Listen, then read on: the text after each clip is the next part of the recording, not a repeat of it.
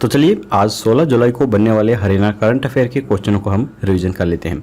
और आज की वीडियो आप थोड़ा सा गौर से रिवीजन कीजिए, क्योंकि आज की वीडियो में लगभग सभी क्वेश्चंस काफ़ी इंपॉर्टेंट क्वेश्चन हैं और परीक्षा के अकॉर्डिंग ये आपको एग्जाम्स के अंदर भी देखने को मिल सकते हैं।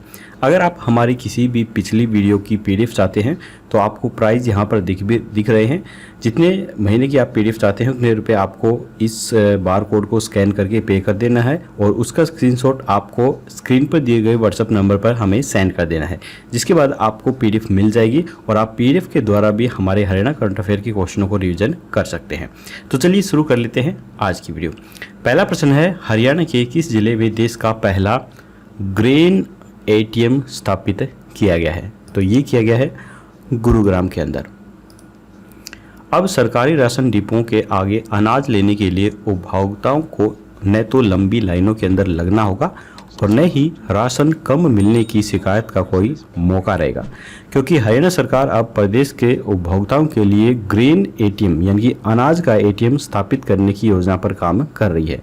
तो ये तो अच्छी बात है। देखिए, जो डिपो धारक होते थे वो काफ़ी ज़्यादा गड़बड़ कर देते थे, कभी सामान देते थे कभी नहीं देते थे, लेकिन वो न देने के बावजूद भी चढ़ा देते थे कि हमने सामान दे दिया है। तो अब ये मशीन आ चुकी है, इसके अंदर आपके फिंगरप्रिंट लगेंगे और आपका जो आधार कार्ड नंबर है वो डलेगा, उसके बाद ही यहाँ पर जो अनाज है वो आपको मिलेगा। तो यहाँ पर गड़बड़ी का कोई चांस रहेगा ही नहीं और काफ़ी अच्छा क्वालिटी का अनाज भी आपको इस मशीन के द्वारा दिया जाएगा। हरियाणा के गुरुग्राम जिले में पायलट प्रोजेक्ट के तौर पर देश का पहला ग्रेन एटीएम स्थापित कर दिया गया है।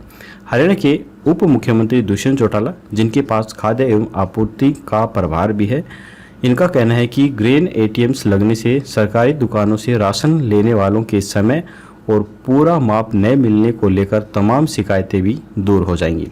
उन्होंने कहा है कि इस मशीन लगाने का मकसद right quantity to right beneficiary है। उन्होंने कहा है कि इससे न केवल उपभोक्ताओं को फ़ायदा मिलेगा बल्कि सरकारी डिपोओं पर अनाज घटने का झंझट भी खत्म हो जाएगा। सार्वजनिक अनाज वितरण प्रणाली से पहले से ही अधिक पारदर्शिता इसके अंदर आ जाएगी। डिप्टी सीएम ने कहा है कि ये मशीनें न केवल सरकारी डिपो संचालकों को अनाज वितरण में सहायक साबित होंगी बल्कि इससे डिपो संचालकों का समय भी बच सकेगा। उन्होंने कहा है कि गुरुग्राम जिले के फर्रुखनगर में यह पायलट प्रोजेक्ट सफल होने के बाद इन अन्न आपूर्ति मशीनों को प्रदेश भर में सरकारी डिपोओं पर लगाने की योजना बनाई गई है। यह एक स्वचालित मशीन है जो कि बैंक एटीएम्स की तर्ज पर कार्य करती है। यूनाइटेड नेशंस के वर्ल्ड फूड प्रोग्राम के तहत स्थापित की जाने वाली इस मशीन को automated multi commodity grain dispensing machine कहा गया है। अनाज के मापतोल को लेकर इसमें त्रुटि न के बराबर है और एक बार में यह मशीन 70 किलोग्राम तक अनाज 5 से 7 मिनट में निकाल सकती है। मशीन में लगी टच स्क्रीन के साथ एक बायोमेट्रिक मशीन भी लगी हुई है, जहां पर लाभार्थी को आधार या फिर राशन कार्ड का नंबर डालना होता है। बायोमेट्रिक से प्रमाणिकता होने पर लाभार्थियों को सरकार के द्वारा निर्धारित अनाज स्वतः ही मशीन के नीचे लगाए गए बैग में भर जाता है। इस मशीन के माध्यम से 3 तरह के अनाज गेहूँ, चावल, बाजरा का वितरण किया जा सकता है। इसके बाद है, हरियाणा के किस शहर के बाजार सिंगापुर की तर्ज पर बनाए जाएंगे? तो ये बनाए जाएंगे अम्बाला छावनी के जो शहर हैं वो सिंगापुर की तर्ज पर बनाए जाएंगे।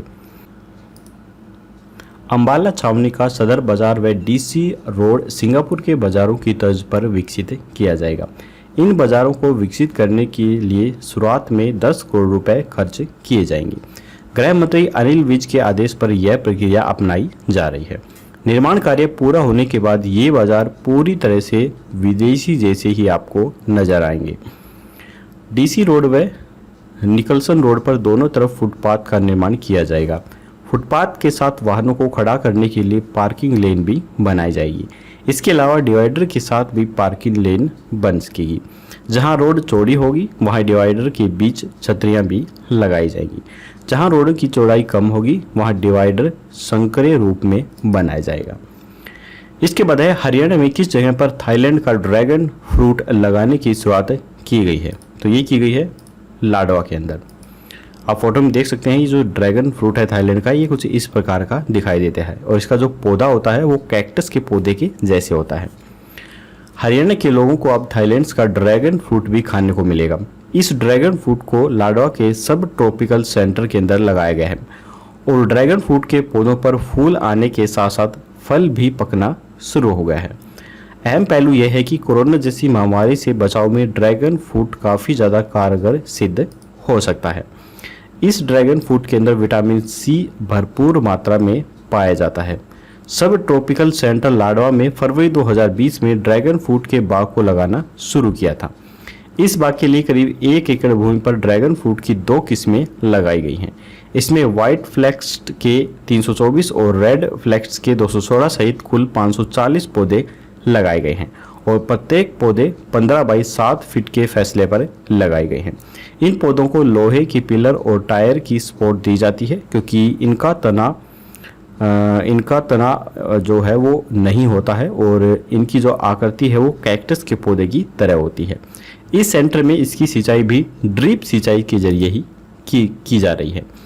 इस एक पौधे की कीमत महज 50 रुपये है और 1 साल के बाद ड्रैगन फ्रूट पर फूल आने भी शुरू हो जाते हैं। इसके फूल के 35 दिन के समय के बाद फल पूरी तरह से पक जाता है। इस एक फल की कीमत मार्केट के अंदर 120 से 130 रुपये तक है। इसके बाद अगला क्वेश्चन है कि हरियाणा में कितने ईएसआई हॉस्पिटल स्थापित किए जाएंगे। तो ये किए जाएंगे 5 ईएसआई हॉस्पिटल। ईएसआई का मतलब है एम्प्लॉयज स्टेट इंश्योरेंस हॉस्पिटल। उप मुख्यमंत्री दुष्यंत चौटाला ने कहा है कि औद्योगिक क्षेत्र के मजदूरों व कर्मचारियों के सस्ते व सुलभ इलाज के लिए 5 ईएसआई हॉस्पिटल स्थापित किए जाएंगे और गुरुग्राम के मौजूदा अस्पतालों को अपग्रेड भी किया जाएगा। यही नहीं, 2 ईएसआई डिस्पेंसरी के भवनों का निर्माण भी यहाँ पर किया जाएगा। पाद्रीगढ़ में औद्योगिक क्षेत्र के मजदूरों के इलाज के लिए 100 बेड का ईएसआई अस्पताल बनाया जाएगा। रेवाड़ी जिले के बावल क्षेत्र में भी काफ़ी औद्योगिक इकाइयां हैं जिनमें हजारों मजदूर काम करते हैं। इसी को देखते हुए आईएमटी बावल में भी 100 बेड का ईएसआई अस्पताल बनाया जाएगा। सोनीपत जिले में भी उद्योगों की अधिकता को देखते हुए उनमें काम करने वाले मजदूरों के इलाज के लिए गांव बड़ी तथा राई में ईएसआई डिस्पेंसरी के भवनों का निर्माण भी किया जाएगा। इसके बाद अगला क्वेश्चन है एचएयू में कितने और सामुदायिक रेडियो स्टेशन खोलने का निर्णय लिया गया है। तो ये लिया गया है 2 सामुदायिक रेडियो स्टेशन। किसानों को घर पर बैठे कृषि संबंधी जानकारी देने के लिए जल्द एचएयू प्रदेश में 2 और सामुदायिक रेडियो स्टेशन खोलने जा रहा है। इस बार रेडियो स्टेशन के माध्यम से किसानों को अपनी फसलों को बीमारियों से बचाव के लिए ऑनलाइन ट्रेनिंग भी दी जाएगी। खास बात यह है कि पहली बार एचएयू के वैज्ञानिक रेडियो स्टेशन के माध्यम से किसानों को डिप्रेशन से उबरने का प्रयास कर रहे थे।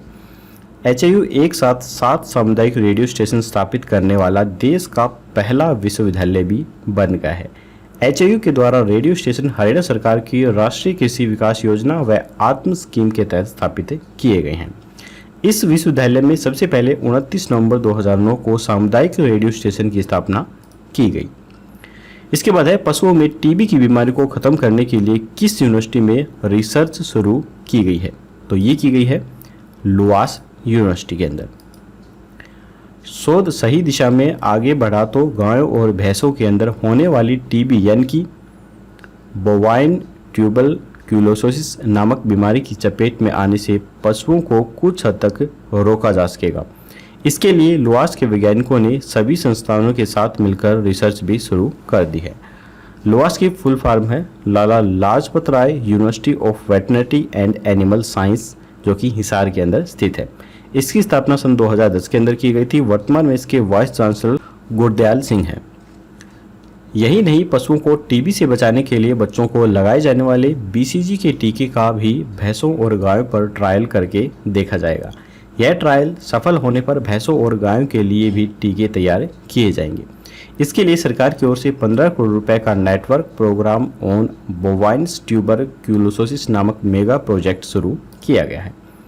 इसके बाद है हरियाणा के 21 जिले की त्रिशा ने इंटरनेशनल बुक ऑफ रिकॉर्ड्स में अपना नाम दर्ज कराया है। तो ये कराया है सिरसा की रहने वाली त्रिशा ने। आप फोटो में इन्हें देख सकते हैं, छोटी सी बच्ची है और काफ़ी अच्छा रिकॉर्ड इन्होंने दर्ज किया है। 7 वर्षीय त्रिशा ने साइंस की पीरियोडिक टेबल्स को सुनाते हुए और 7 के अंदर रूबिक क्यूब को हल करते हुए मात्र 53 सेकंड में दोनों कार्य एक साथ करके इंटरनेशनल बुक ऑफ रिकॉर्ड्स में अपना नाम दर्ज कराया है।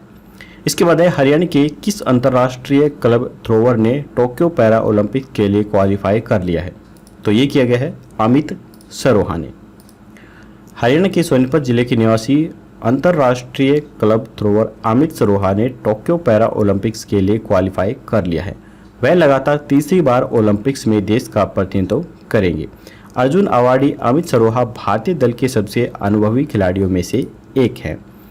इससे पहले वे 2012 व 2016 पैरा ओलंपिक्स में देश का प्रतिनिधित्व भी कर चुके हैं।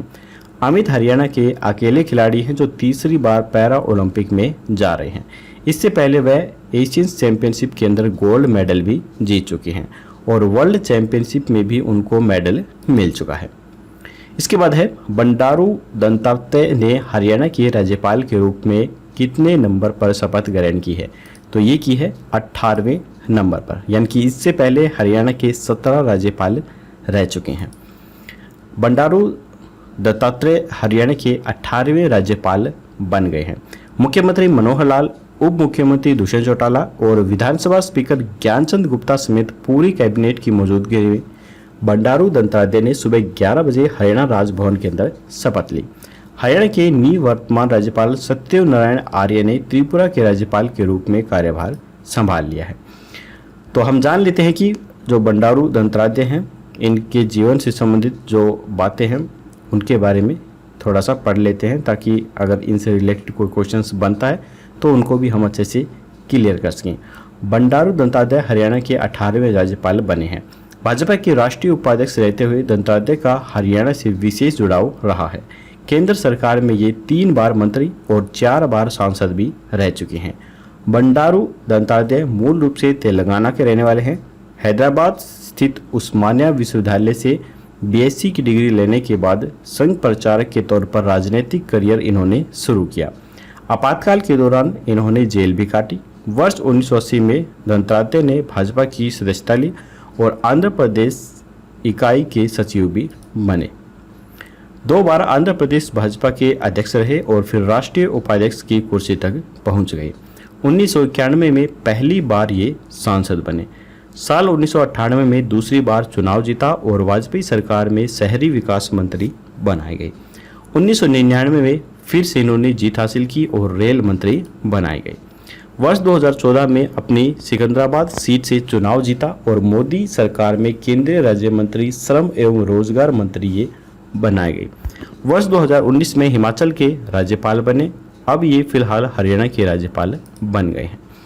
हैदराबाद में 12 जून 1947 को जन्मे दत्तात्रेय दत्ता के नाम से मशहूर रहे हैं और वर्ष 1989 में वसंता से इन्होंने विवाह किया।